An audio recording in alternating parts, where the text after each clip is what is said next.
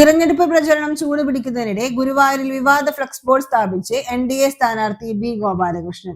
1977 മുതൽ 2021 വരെയുള്ള കാലയളവിൽ മണ്ഡലത്തെ പ്രതികരിച്ച MLA-മാരെ പട്ടിക പ്രദർശിപ്പിച്ചുകൊണ്ടാണ് പുതിയ ഫ്ലക്സ് ഉയർന്നിരിക്കുന്നത്. പട്ടികയിലുള്ളവരെല്ലാം ഒരു പ്രത്യേക സമുദായത്തിൽ നിന്നുള്ളവരാണ്. ഇത് ഗുരുവായൂർ രാഷ്ട്രീയ കുത്തകയാണെന്നാണ് ഫ്ലക്സിലൂടെ B ഗോപാലകൃഷ്ണൻ ഉന്നയിക്കുന്ന ആരോപണം.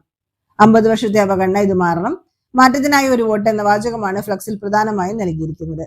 ഗുരുവായൂർ ഒരു പ്രത്യേക വിഭാഗത്തിൽപ്പെട്ടവരെ മാത്രമേ പ്രമുഖ മുന്നണികൾ മത്സരിപ്പിക്കാറുള്ളൂ എന്ന ഗോപാലകൃഷ്ണൻ നേരത്തെയുള്ള പരാമർശം വലിയ വിവാദങ്ങൾക്ക് വഴിവെച്ചിരുന്നു.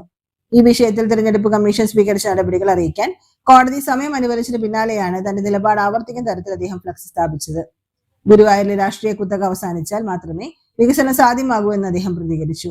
മണ്ഡലത്തിലെ വിനോദസഞ്ചാര സാധ്യതകൾ വേണ്ടത് ഉപയോഗിക്കപ്പെടുന്നില്ലെന്നും ഗുരുവായൂരിലെത്തുന്ന ഭക്തരെ ചാവക്കാട് കടപ്പുറത്തേക്ക് കൂടി ആകർഷിച്ചാൽ പ്രദേശം വലിയ ടൂറിസ്റ്റ് ഹബ്ബായി മാറുമെന്നും അദ്ദേഹം ചൂണ്ടിക്കാട്ടി.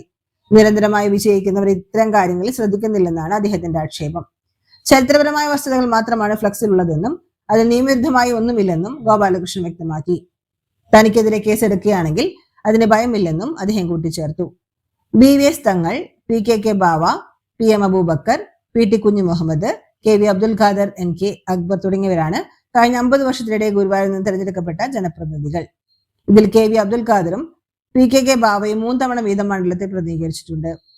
സ്ഥാനാർത്ഥിയുടെ പുതിയ നീക്കം മണ്ഡലത്തെ തെരഞ്ഞെടുപ്പ് ചർച്ചകളെ കൂടുതൽ സജീവമാക്കിയിരിക്കുകയാണ്.